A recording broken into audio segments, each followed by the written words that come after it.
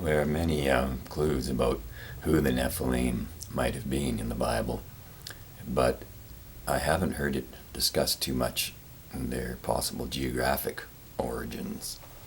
There's someone who's a son of Ham who's named Egypt. This is in Genesis 10:13. Genesis chapter 10 verse 13. And the sons of Egypt all have a common suffix in their names. All the guys whose names end in im, are descended from Egypt. And I've looked up the meaning of Egypt and found that it's also considered in some sources a translation. So Egypt itself is spoken of in another way, which is, I think, Mizraim, if I've got that right. So even the word Egypt has im on the end of it in one of its translations. And the giants that you see later on tend to be from tribes who have the im on the end of their name, like Anakim, Rephaim, and so on. And those who come from the Anakim are the descendants of the Nephilim. So all of these giant people whose measurements are given tend to be from these tribes. The Philistines, of whom Goliath is one, are also descended from Egypt or Mizraim. And so when people say that we saw the sons of Anak, the Anakim, who come from the Nephilim, they might be saying people who are ultimately descended from what we now think of as Egypt. But at the time it wasn't called Egypt in Genesis 6 because the man named Egypt, after whom Egypt was named, was not born yet. So perhaps we might think of the Nephilim as proto-Egyptians. Egypt is like a surrogate mother to Israel. There are echoes of this in the story of Abraham and also the story of Moses. Moses is raised by Egyptians, and in a way he's raised by Egypt itself. And surrogate parenthood is very important because the nation of Israel is carved out of larger, more powerful nations.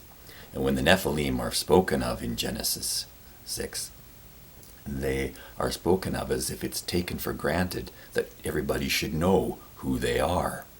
So they are the ones who are on, the Nephilim were on the earth in those days.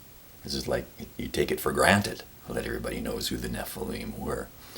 But then we can't really see who they might have been unless we look at echoes later on down the storyline and see the relationship between the people who become the nation of Israel, which has to be carved out of pre-existing, more powerful nations, and the people who helped be their parents.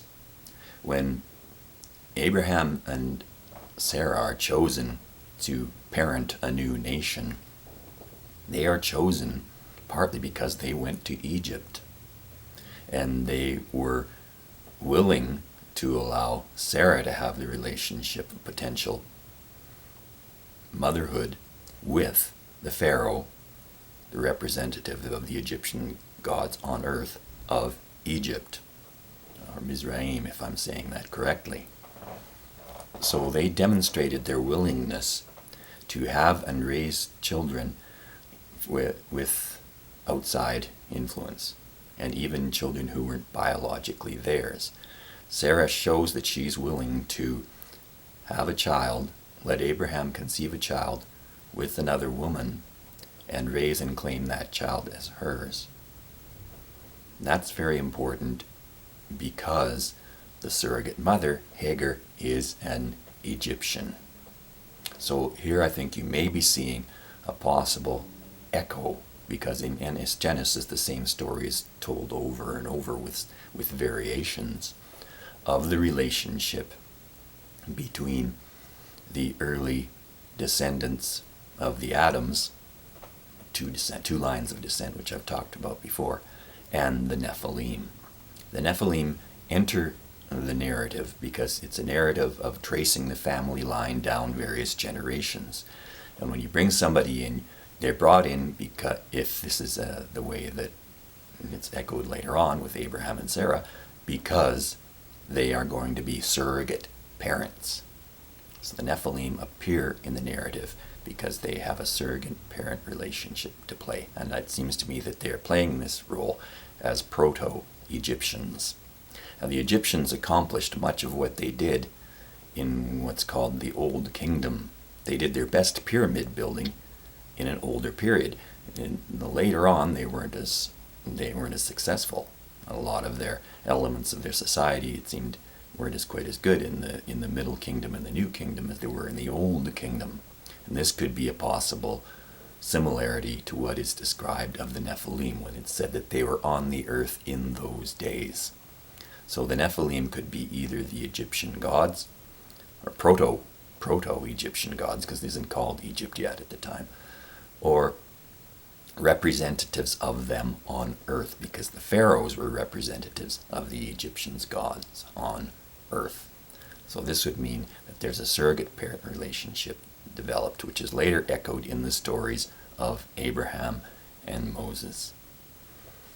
This means that the Nephilim then would be either the gods of the Egyptians or their representatives, and that these gods eventually left. Now, the name Neph could have an echo. This is probably a product of translation, because some things sound like they could have a common origin, but they really don't. So it's to be taken with a very large grain of salt, and I'll have to look at it in greater detail later. But there is an Egyptian deity called Nephthys, and she is the twin sister of Isis, and very notable because one of her attributes given to her is that she's supposed to be barren and acts as a foster mother. So someone who could allow this woman to act as a foster mother and have a child would be the product of a deity trying to show how powerful he is, and allowing someone who otherwise couldn't conceive to do so. This would be like a demonstration of Moses saying that what he can do is a little bit better than what the priests of the Egyptian gods can do. Nephthys is also given as an example of someone who represents Egypt as a whole. So if you were talking about someone who is derived from, descended from, or worships Nephthys as a whole, you could call those people the Nephilim.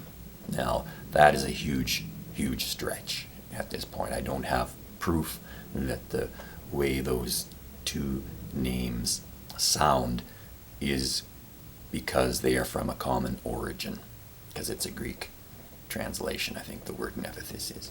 So it might be coincidence that it sounds like Nephilim, and Nephilim refer to Proto-Egyptians. But that seems to me to be a possible explanation, because Israel is carved out of these other two older and powerful societies with their religions, the Sumerians, because Abraham originally comes from the east, from southern or middle Mesopotamia, and so they had their pantheon there, which eventually became known, I think, as the Elohim. And then there's also a Western influence, because you have this other huge, powerful society to the west of Israel, which is the Mizraim, or the Egyptian one, eventually. So it could be that the Nephilim are carved out of these two pantheons. One, the Sumerian one, which developed into the Canaanite one, which had the name El attached to it, from which we get the word Elohim. And the other one influence is the old Egyptian influence, which was gradually supplanted and written out of the story as the nation of Israel was carved out of the more powerful nations around it.